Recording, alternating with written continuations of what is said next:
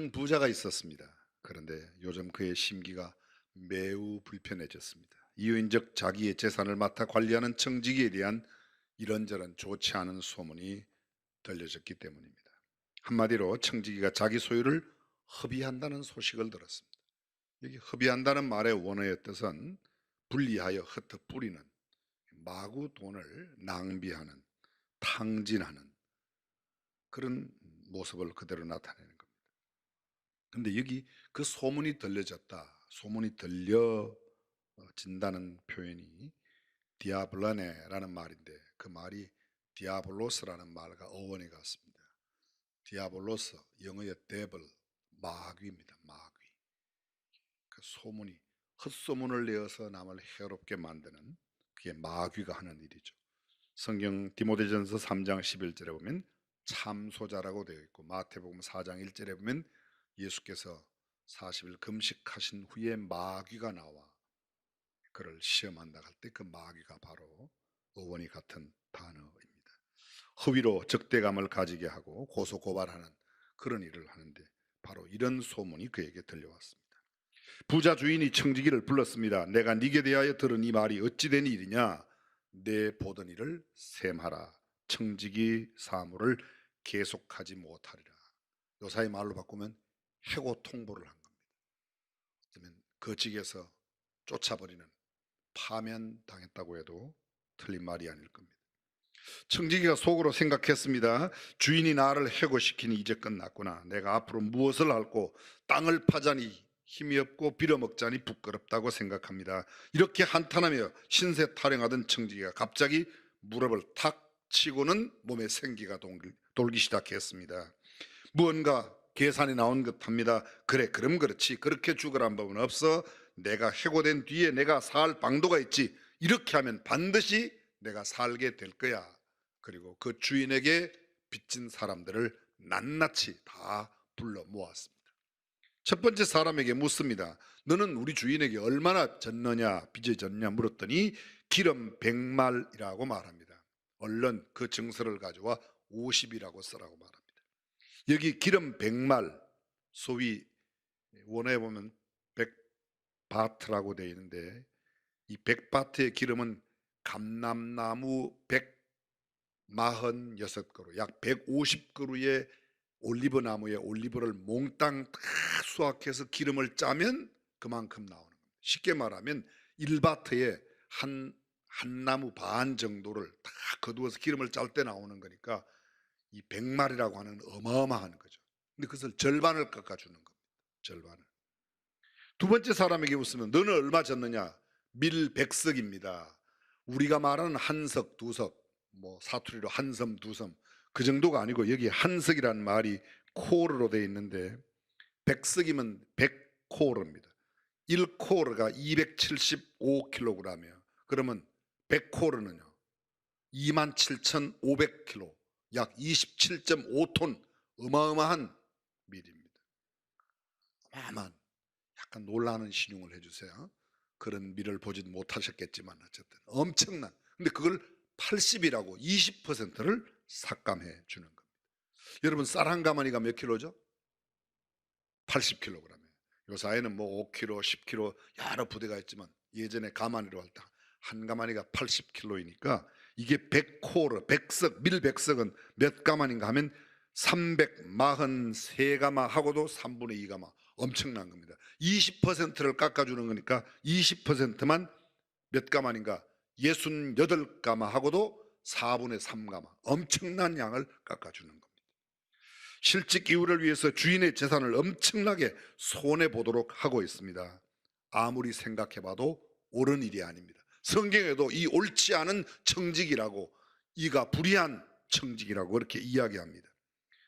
너무도 어처구니 없는 일을 저지르고 있습니다. 사실 이 주인이 들을 때 이놈 당장 잡아다가 옥에 가두거나 처단을 시켜야 됩니다.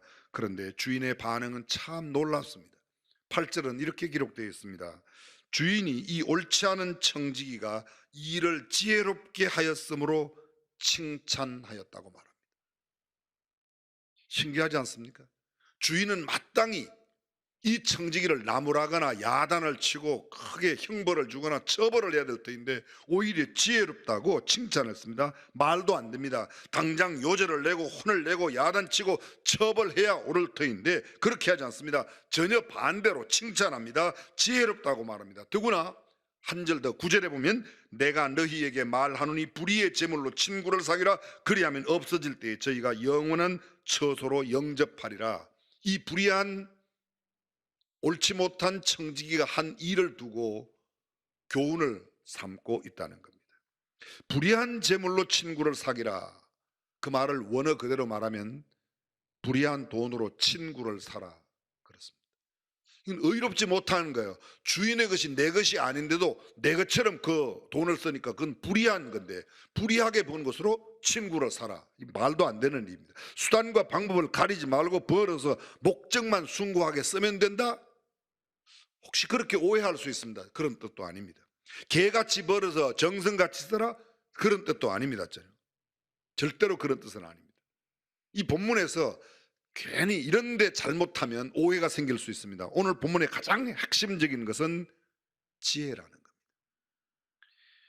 좀 극단적인 표현이긴 하지만 지혜는 많이 공부하여 지식을 가졌다고 지혜가 생기는 것은 아닙니다. 높은 지위와 명성을 얻었다고 지혜롭게 얘기하지 않습니다. 열심히 일하여 부를 많이 얻었다고 그 사람 참 지혜로워 돈을 많이 아닙니다. 지혜롭지 못한 사람도 돈 많은 사람이 있습니다. 공부는 많이 해서 아는 거는 많은데 박사가 되고 교수가 되어 무슨 대단한 연구 실적도 가지고 있는데 지혜롭지 못한 미련한 사람이 있습니다. 건강한 사람, 힘 있는 사람, 용감하다고 하는 사람, 그런데 지혜가 없는 사람이 있습니다.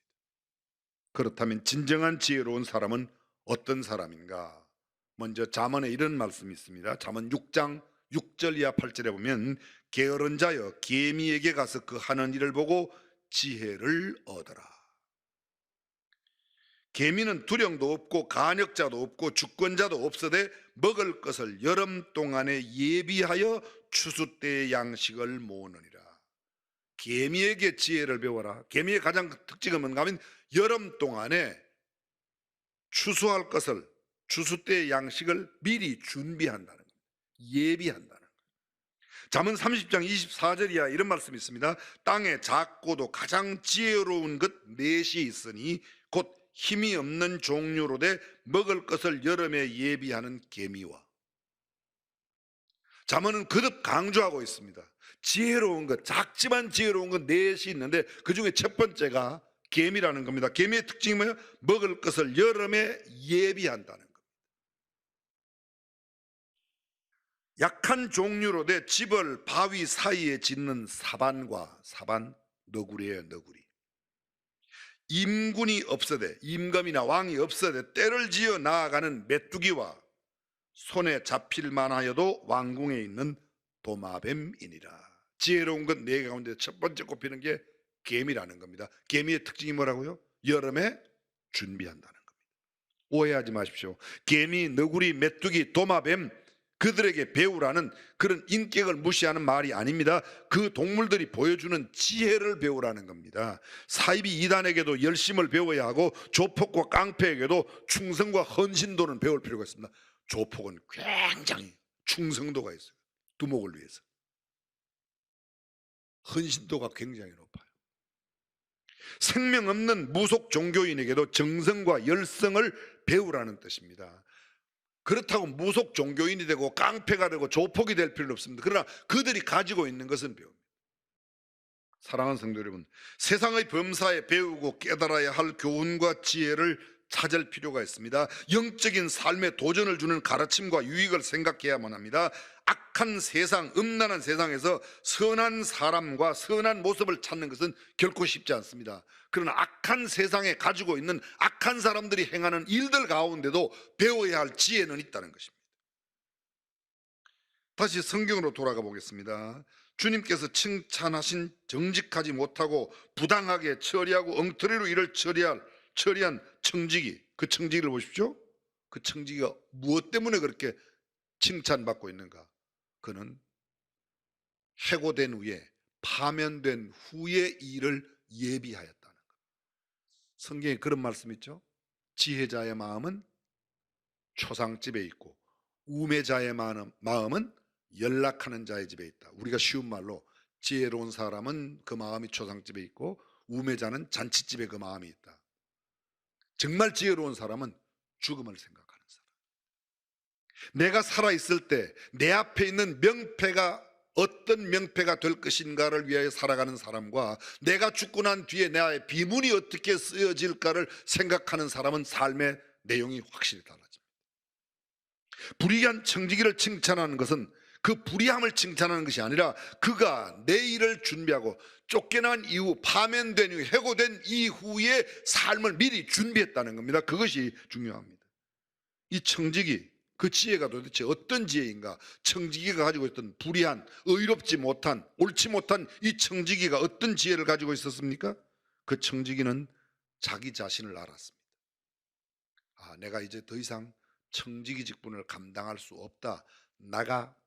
나에게 시간이 별로 없다. 내가 할 일을 이제 알았다는 겁니다. 청지기가 속으로 말합니다. 주인이 내 직분을 빼앗으니 내가 무엇을 알고 땅을 파자니 힘이 없고 빌어먹자니 부끄럽구나. 힘없는 자신의 모습을 아는 겁니다. 빌어먹는 것을 부끄럽다는 것을 아는 겁니다. 그가 말합니다. 자신이 그동안 죄를 짓고 살아왔다는 것을 깨달았습니다. 자신의 현재 상황도 압니다. 힘이 없고 부끄러운 존재로 내가 지금 살고 있다는 것을 알고 있습니다. 자신의 청지기 직분의 상실도 깨달았습니다. 더 이상 소유할 수 없는 한계 상황을 알았습니다. 시간이 그렇게 많이 남지 않았다는 걸 알았습니다. 권한과 능력이 없다는 것을 알았습니다. 나 이제 내가 가지고 있던 모든 권한을 빼앗긴다는 걸 압니다. 주인의 심판, 주인과의 회개 결산, 그리고 그 결과를 정확하게 알고 이제는 끝이 왔구나, 다가왔구나, 내 마지막 시간이 다가오고 있다는 것을 아는 겁니다. 무엇이 참다운 지혜인가? 자신의 과거를 아는 겁니다. 자신이 얼마나 부정한 방법으로 살아왔다는 것을 깨닫는 겁니다.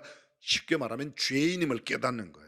자신이 현재를 아는 겁니다. 땅을 팔 힘도 없고 빌어먹는 일이 부끄럽다는 것을 아는 겁니다. 주인의 심판이 얼마나 단호하며 자신의 직책이 끝이 난다는 것, 이제 내가 가지고 있는 직책이 얼마 가지 못한다, 그걸 아는 겁니다. 우리가 살아 80년, 90년, 100년을 산다고 해도 우리가 살 날이 별로 얼마 남지 않았다는 것을 깨닫는 것이 지혜예요. 내가 지금 몇 살밖에 안 되는데 얼마나, 여러분 우리가 100년을 산다고 해도 영원이라고 하는 시간에 비하면 점 하나에 불과해요.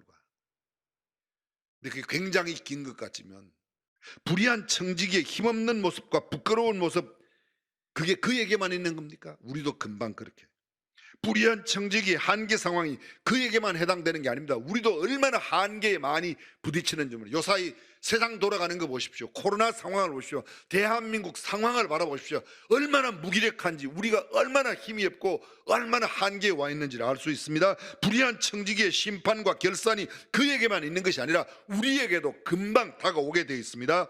우리는 어떻습니까? 저와 여러분 어떻습니까? 불의한 이 청지기의 모습, 병상의 말기암 환자, 명퇴와 은퇴를 앞둔 직장인, 졸업을 앞두고도 어떻게 앞길을 나가야 될지 모르는 그런 젊은 세대들, 이것이 다 우리 현세에 우리가 맡고 있는 상황입니다.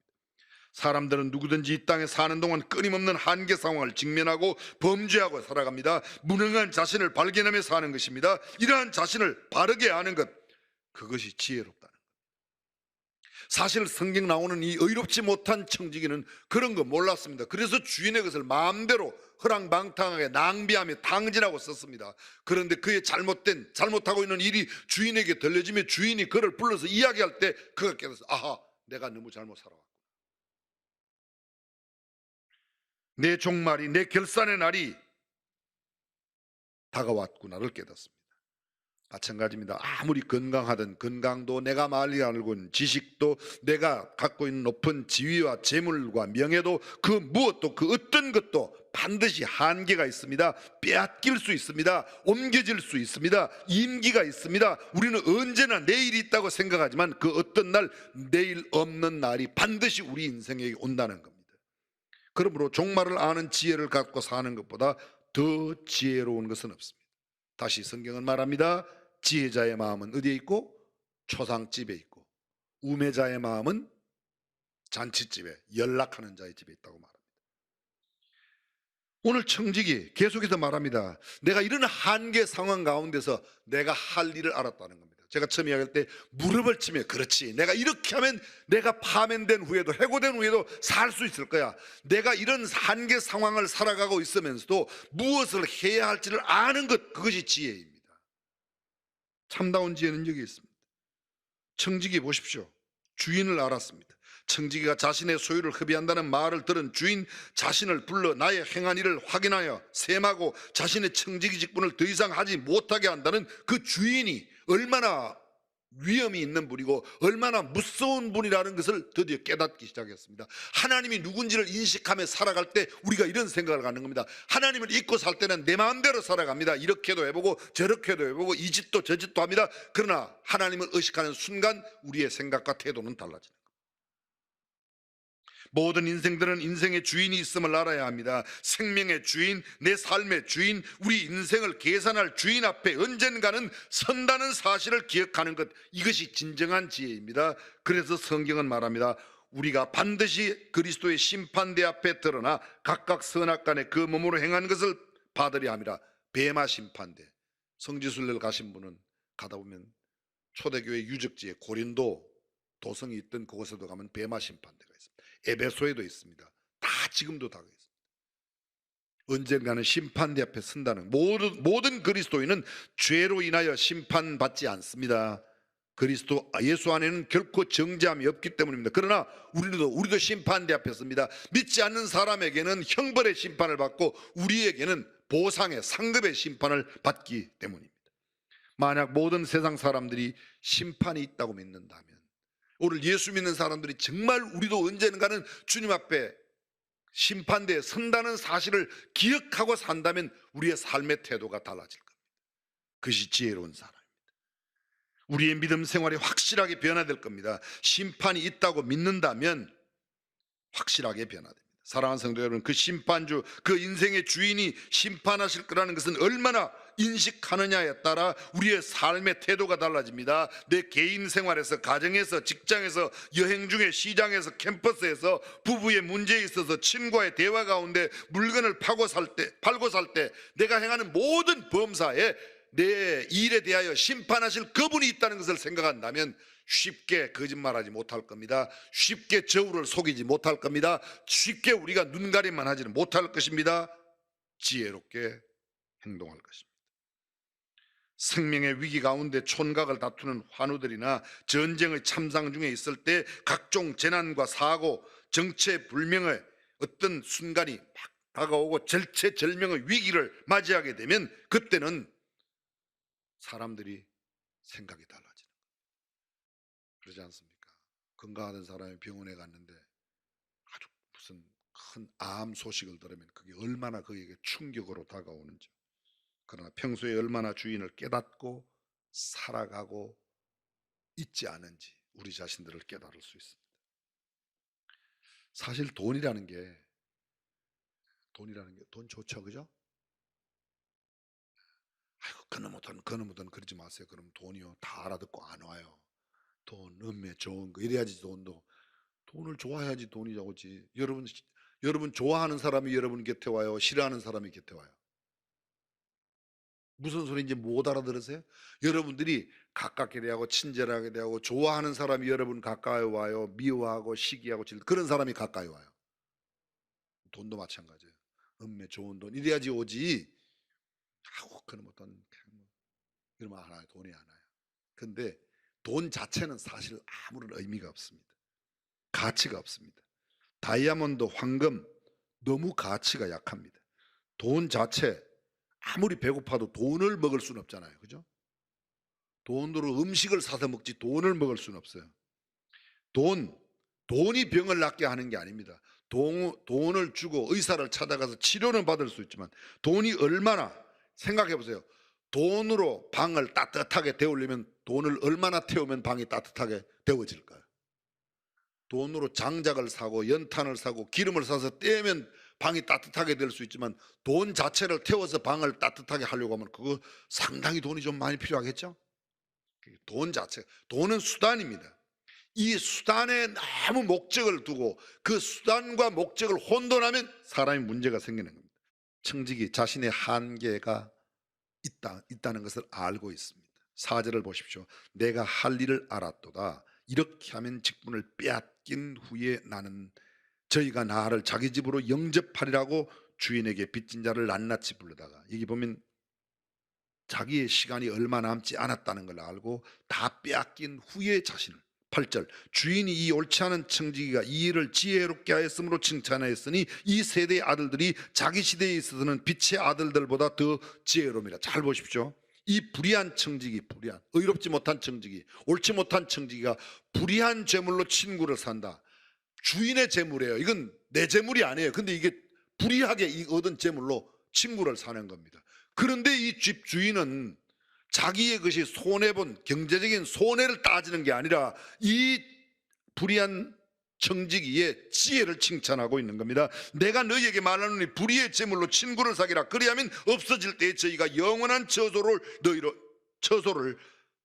너희를 영접하리라. 청지기는 자신의 한계, 무능, 자기의 어떤 수치심, 자신의 과거에 잘못된 것을 알았습니다. 청지기는 주인이 자신을 불러 계산하고 셈하여 자신의 시무를 더 이상 하지 못하도록 한다는 사실을 알았습니다. 심판날, 한계의 날이 있다는 걸 알았습니다. 그날이 반드시 온다는 걸 알고 있고 그날 이후에 내가 지금 준비하지 않으면 나는 형편없는 사람이 될 거라는 것을 알았습니다. 그리고 이때 내가 해야 될 일은 준비하는 일이라는, 많이 가졌다고 지혜로운 게 아니라, 많이 배웠다고 지혜로운 게 아니라, 내가 정말 힘이 세고 강하다고 지혜로운 게 아니라 내일을 준비하는 사람. 오늘 내가 비록 약해도 내 한계를 알고 나의 연약함을 알고 내가 죄인됨으로 살아왔던 자신을 알고 주님 앞에 선다는 사실을 기억하고 준비하는 사람, 지혜로운 사람인 줄로 믿습니다. 6개월 동안 시한부 삶을 남겨두고 있는 사람, 생각하는 게 6개월밖에 못 산대요 이렇게 말하는 것하고, 아직 6개월 남았는데 가족들과 함께 아름다운 추억을 만들고 예쁜 아주 아름다운 이별을 준비한다. 우리 교회 나오시던 어떤 분입니다. 꽤 큰 기업을 가지고 있던 분인데 병원에 중환자실에 입원했습니다. 임종이 다가옵니다. 몇 번 임종이 온다고 해서 갔지만 그렇게 쉽게 떠나지를 않았는데 드디어 정말 임종의 시간이 다가왔습니다. 부인과 온 가족들이 그 병원 특별 준비된 방에 있고 그분이 이루었던 회사의 중력들도 함께 다 있었습니다. 거의 임종이 다가오는데 울고불고 난리가 났습니다. 제가 가서 함께 간단하게 예배를 드리고 기도를 드리고 그 주변에 부인 되는 분 아들 딸들에게 이야기합니다. 지금 잠깐 울음을 멈추세요. 앞으로 울 시간은 얼마든지 있는데 지금은 마지막 떠나시는 남편에게, 떠나는 아빠에게, 떠나는 회장님에게 인사를 좀 드리라. 이렇게 울고 보내지 말고. 그랬더니 말귀를 알아듣는 가족들이 인사를 합니다. 그동안 정말 고맙다고, 사랑한다고, 애만 있었다고. 딸 가운데 하나가 얘기합니다. 아빠가 모아놓은 재산 결코 헛되게 사용하지 않겠습니다. 그 기업, 그 회사의 중력들이, 부회장을 비롯한 많은 임원들이 회장님이 애써 모아놓으신 것 저희들이 잘 최선을 다해서 잘 지키고 뜻을 잘 받들겠습니다. 인사를, 그리고 나서 운명하셨습니다. 얼마든지 그때 울어도 되는 거예요. 근데 우리는 울다가 정말 해야 할 일을 놓치는 경우가 참 많습니다. 울다가 병원에 열심히 쫓아다니는데 정작 준비해야 될 하나님의 심판대 앞에 서는 일을 준비하지 못하고 간다면 그것보다 어리석은 일이 무엇일까요? 오늘 성경에 깨끗한 한 가지 메시지가 있습니다. 지혜롭게 준비한다는 것. 사랑하는 성도 여러분, 어떤 상황인데 지금 코로나19가 창궐한 이런 세상 가운데 대한민국 어디를 보아도, 경제계를 보아도, 정계를 보아도 답답하기 그지없습니다. 오늘 아침에는 울컥 교회 오니까 막 속이 답답해 견딜 수가 없어요. 언제까지 우리가 이렇게 예배를 드려야 되나. 그나마 이렇게 드릴 수 있는 거 감사하지만, 이만큼이라도 드릴 수 있는 거 감사하지만, 그런 한편 생각하면 아직도 예배당에 나오지 못하는 많은 분들이 텔레비전 앞에서 영상으로 그냥 예배를 참여한다. 야, 언제까지 이렇게 되지? 사랑하는 성도 여러분, 지혜롭게 내일을 준비하고 심판대 앞에 설 주님 배울 날을 지혜롭게 준비하는 저와 여러분들이 되어 어떤 날 주 앞에 설 때 의엿이 떳떳하게 주님 앞에 인정받고 칭송받는 귀한 성도들이 다 되시기를 주님의 이름으로